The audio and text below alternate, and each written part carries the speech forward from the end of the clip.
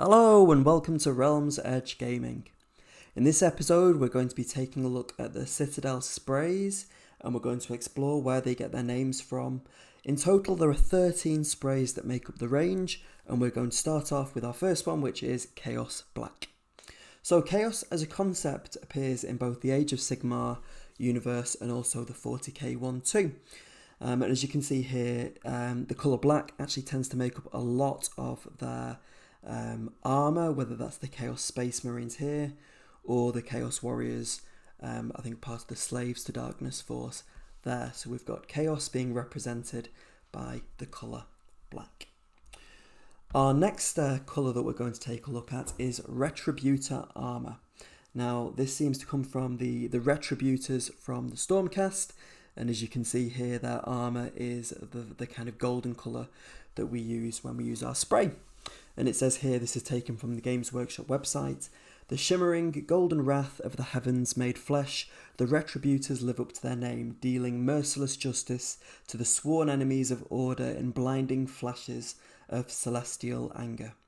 Their weapons are forged from the purest ensorcelled Sigmarite, and the Retributors call upon the power of the storm to unleash shocking bursts of sky magic that turn their foes to clouds of ash in an instant. It was quite interesting doing this to actually kind of compare it when I did the Shades Citadel colours in the previous episode that I did to do with the Citadel colour range. A lot of the sprays seem to take their names from characters or kind of figures, and that became quite apparent when I was doing the kind of research before making the video. Our next one is Runelord Brass. Now this is quite a new spray. It came out I think early August as part of the Indomitus kind of box set with the Space Marines and the Necrons for the Zorakan dynasty. It was used to kind of get that colour scheme quite quickly for the undercoating of them. But Runelord Brass, again taking its name from the Rune Lords of the Duardin, and it's they're well known for their metal work with their runes and things like that, and actually many of the Duardin units have associations with metals, for example the Ironbreakers, Hammerers and Cogsmiths. So Runelord Brass is our next spray.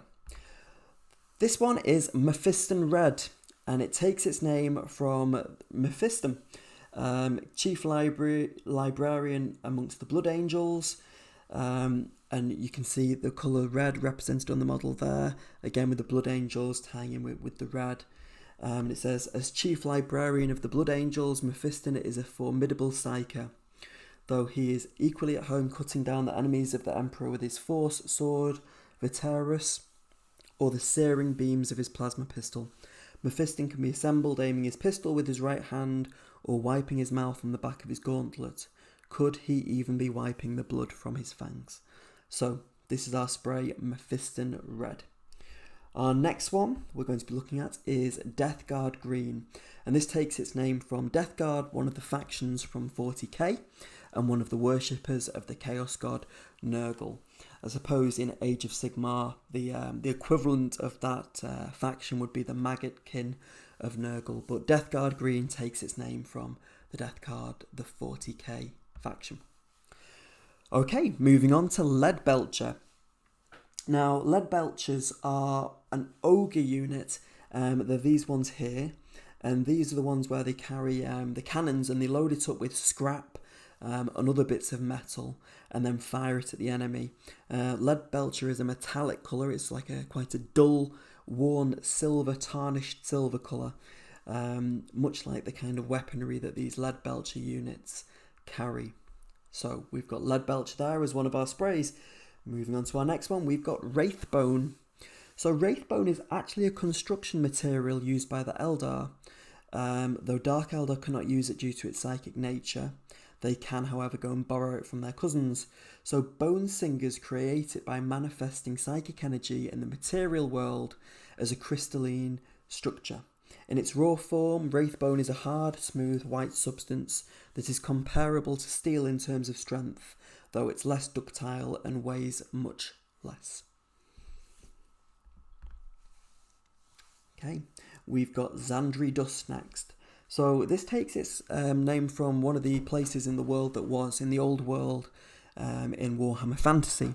Zandri was actually a city within Nehekara, which was far to the south, and it was part of the empire of the Tomb Kings of Khemri, and was actually the first city built. And as you can see here, Zandri Dust, it was very kind of desert, very arid, very dry, really befitting of this colour. Now I do like this colour an awful lot, but it's not the base coat that I use the most. I think the most I use is Mechanicus Standard Grey, which we'll be moving on to shortly. But for now, we'll look at Grey Seer. Now, Grey Seer is one of the Skaven models. They are powerful sorcerers, and they're really capable of channeling their kind of energies in very destructive ways to destroy armies with lightning or summoning giant swarms of rats.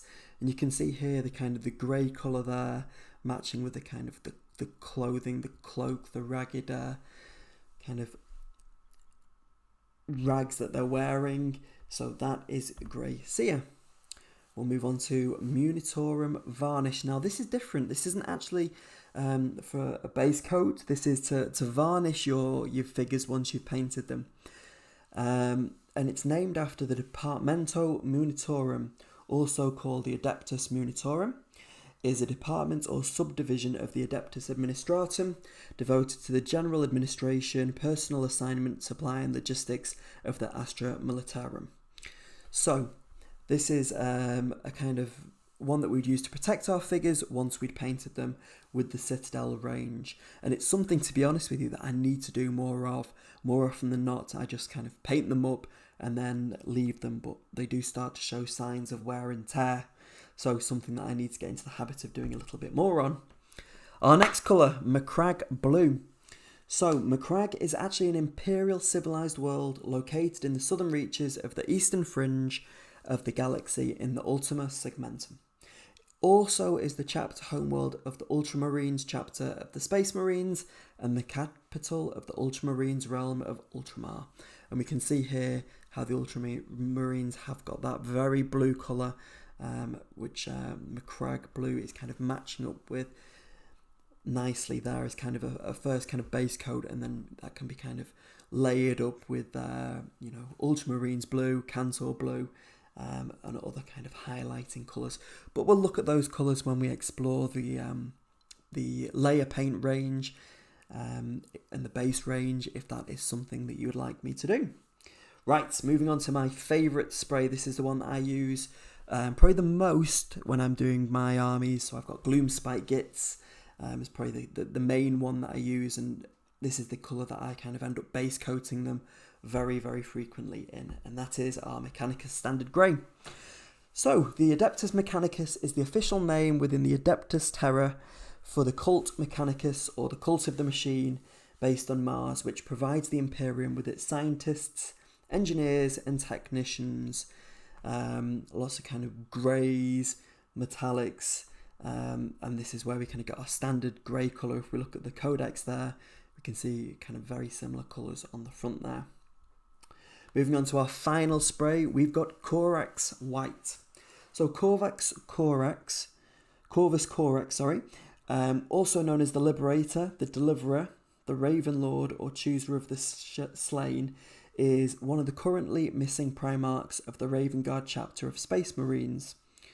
And this is kind of where, because when you look at the figure, you might think, well, I can't really see too much white there. Well, if we carry on reading the description, it does give us a bit more kind of further information, which explains why Corax white. Because I was thinking initially when I saw this, Raven Guard, that kind of black, I know there are patches of white, but, you know, predominantly they rely on stealth.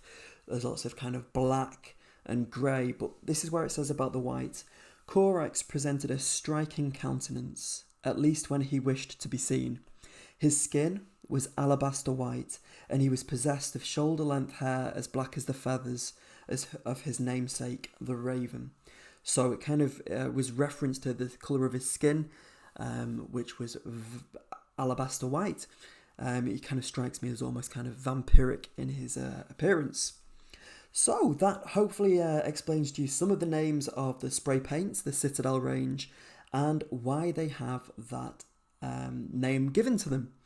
If this has been like a series that you've enjoyed so far, please do consider dropping a like and subscribing to the channel, and maybe drop a comment below if you would like me to carry on doing these, if you'd like me to look at the layer paints or the contrasts, or if there's a specific paint that you'd maybe like to know a little bit more about the name, that I can kind of base the next series or next episode upon. I've had great fun kind of researching this and looking into some of the colours, because if I'm honest with you, there are some that I weren't too familiar with as well. So it's been really good kind of refreshing my knowledge of the lore. So hopefully you'll join me next time. I'm really looking forward to speaking with you again. Happy wargaming, and I'll speak to you soon.